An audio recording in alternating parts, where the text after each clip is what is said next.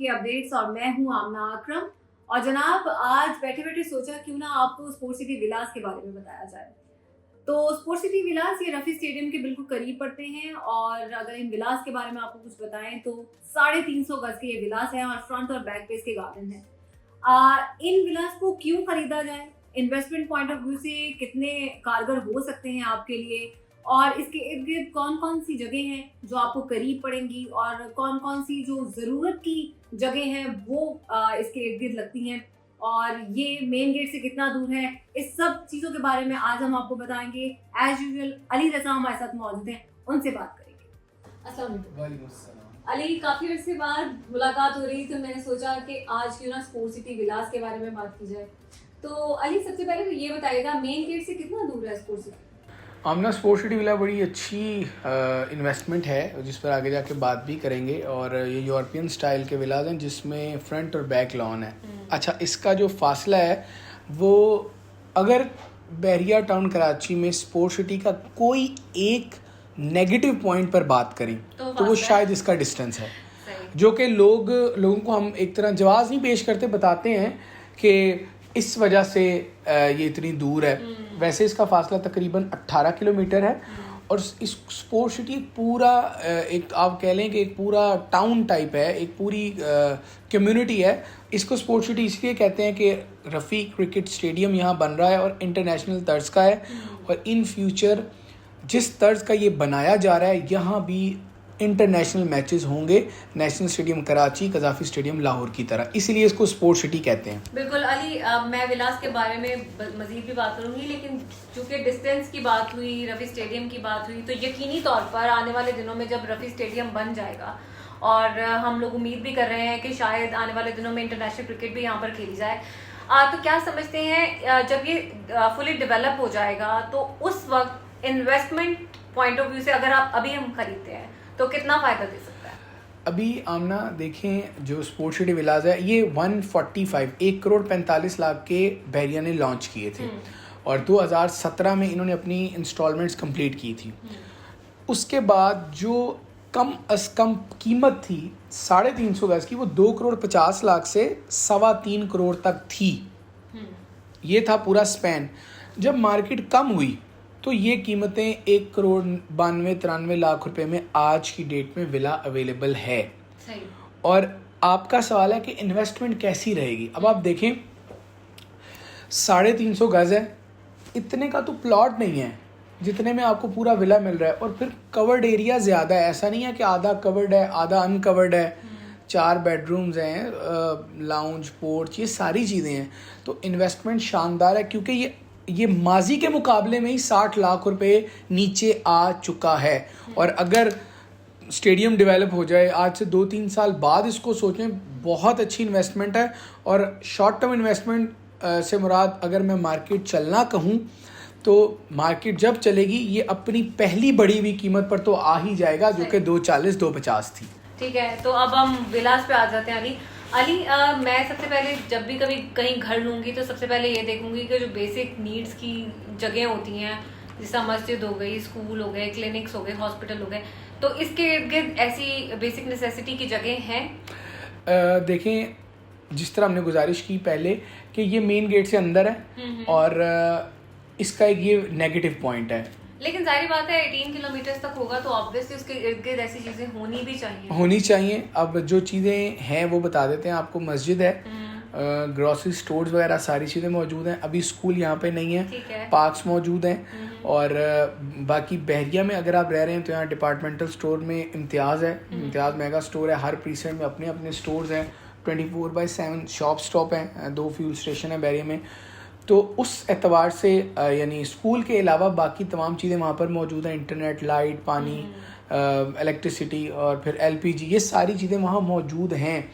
अब ये देखें कि 18 किलोमीटर दूर है लेकिन फिर भी वहाँ फैमिलीज़, बच्चे, लोग रह रहे हैं और बच्चे वहाँ से स्कूल पढ़ने के लिए प्रीसेंट 1 और जो इसकी सराउंडिंग्स के स्कूल हैं वहाँ पर आते हैं। लेकिन चलिए, स्कूल और हॉस्पिटल ऐसी ही होती हैं जगह जो एक शहर में भी होते हुए टाइम लगता है, लेकिन जो basic necessity like grocery stores हो गए वो तो अवेलेबल हैं। अली, अगर हम घर के बारे में बात करें, 350 गज का ये मतलब विला है, आप जैसे कि बताया हमने अपने नाज़रीन को, इसके फ्रंट पे भी गार्डन है, इसके बैक पे भी गार्डन है, जो कि बड़ी एक आइडियल सा एक अगर आप इमेजिन करें तो हो सकता है।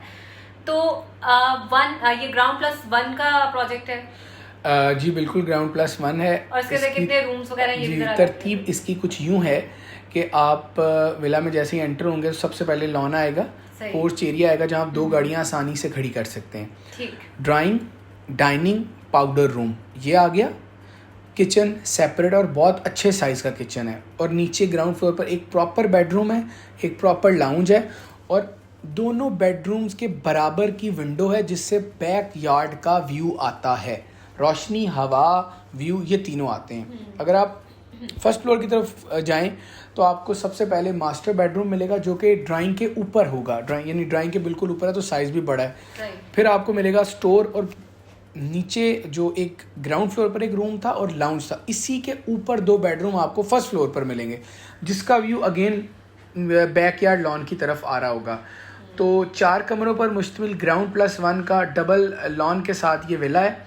इसमें 2 किचन है और टेरेस बहुत अच्छा है, बड़े अच्छे साइज़ का है। ख़ास बात ये भी है कि जो कैबिनेट्स हैं, रूम कैबिनेट्स, वो स्पोर्ट सिटी में हर वॉशरूम के अंदर रखी गई हैं, रूम में कैबिनेट्स नहीं हैं। इससे रूम भी खुले लग रहे हैं और साइजेस बहुत अच्छे हैं। कीमतें अभी तो बहुत ही कम हैं और ये कीमतों के एतबार से मैं ये समझता हूँ कि शायद ये वो वक्त है या शायद ये वो प्रोडक्ट है जिसको ख़रीदने में देर नहीं करनी चाहिए अगर आपने इन्वेस्टमेंट के तौर पर लेना है या रिहाइश के तौर पर भी लेना है तो। अच्छा अली, ये जो विलास हैं हम अक्सर देखते हैं कि एक जगह की भी वैल्यू होती है, जैसे कॉर्नर हो गया, मतलब किसी चीज़ को फेस करता हुआ विला है तो उसकी डिफरेंट प्राइस होगी। जिस तरह आपने 195, 193 बताई है, क्या ये सब विलास की सेम प्राइसेस हैं या फिर डिफरेंशिएट करती हैं, वेरी करती हैं? जी हमने इसमें फ़र्क है। 3 साइड्स हैं एक तरह स्पोर्ट सिटी की, जो मैंने अपने ही तौर पर उसको डिवाइड किया है। एक है बिल्कुल फ्रंट साइड, एक है मस्जिद वाली साइड। फ्रंट साइड में रोड 1, स्ट्रीट 1 से स्ट्रीट 12 है। फिर इस जानिब आएँ तो स्ट्रीट 46 से स्ट्रीट 36 है और एक है स्ट्रीट 14 से स्ट्रीट 31 तक। ये 3 पार्ट्स हैं। तीनों पार्ट्स में मामूली फ़र्क है प्राइसेस का। अगर मैं टेंटेटिव आपको बताऊं तो 2 करोड़ रुपए में विला आपको मिलेगा, 2 करोड़ 2-3 लाख में किसी भी साइड पर दरमियान का। बाकी फ्रंट, बैक, कॉर्नर, कुछ चांस डील हमारे पास कॉर्नर में मौजूद हैं और ओपन 2 विलास हमारे पास मौजूद हैं जिसमें आपको टैक्स पे करना है, ना ही ट्रांसफ़र फीस, तो वो भी आप ख़रीद सकते हैं। तो ये एक है हमारे पास चांस डील। अच्छा अली, इन्वेस्टमेंट हर कोई अपने तरीके से करता है। कुछ लोग इन्वेस्ट इसलिए करते हैं कि एक चीज़ खरीद ली और जब उसकी प्राइसेस बढ़ी तो उनको बेच दिया। कुछ लोग इस तरह से उनका माइंडसेट होता है कि वो कोई घर खरीदते हैं, कोई विला खरीदते हैं इस नज़रिए से कि वो आने वाले दिनों में उसको रेंट आउट कर सकते हैं। तो अगर हम कोई विला लेते हैं तो क्या हम उसको रेंट आउट कर सकते हैं? पहला सवाल ये। और दूसरा ये कि मिनिमम और मैक्सिमम उसका रेंट क्या है? देखें, आप खुद भी रह सकते हैं, उसको रेंटल भी कर सकते हैं। बहुत सारे लोग वहाँ पे मालिक मकान रह रहे हैं और टेनेंट भी रह रहे हैं। रेंट यहाँ पर तकरीबन 25 से 30 हज़ार रुपये है। बहुत कम है। कम है। अगर आप कैपिटल इन्वेस्टमेंट देखें 2 करोड़ रुपये पर 30 हज़ार रेंट वाकई कम है। बट राइट नाउ ये है रिहाइश के लिए, ख़ुद रहने के लिए या इन फ्यूचर लेकर पैसे कमाने के लिए वो एक बेहतरीन प्रोडक्ट है। Thank you Ali. और जितने भी लोग हमें इस वक्त देख रहे हैं, स्पोर्ट सिटी विलास के बारे में काफ़ी क्यूरियस आ रही थी, वो जानना चाह रहे थे कि स्पोर्ट सिटी विलास कितने गज के हैं और किस तरह से आप इन्हें खरीद सकते हैं, इनकी प्राइसेस क्या हैं। आई होप सो कि इस वीडियो के बाद आपको उन तमाम सवालों के जवाब मिल गए होंगे और हम कोशिश करते रहेंगे कि आइंदा भी इस तरह की कोई चीज़ बैरियर टाउन कराची के अंदर अगर हमें नज़र आती है या हम महसूस करते हैं कि वो आप तक पहुँचाई जाए तो हम ज़रूर पहुंचाएंगे। अगर स्पोर्ट सिटी विलास के हवाले से या इस वीडियो के हवाले से मजीद भी कोई सवालात आपके जहन में हैं जो आपने पूछना चाहते हैं या फिर बुकिंग भी करवाना चाहते हैं तो आप नीचे दिए गए नंबर जो अली रज़ा और दानिया नकवी का नंबर है उस पर कॉल कर सकते हैं या फिर मेरे ईमेल आईडी पर मुझे ईमेल भी कर सकते हैं।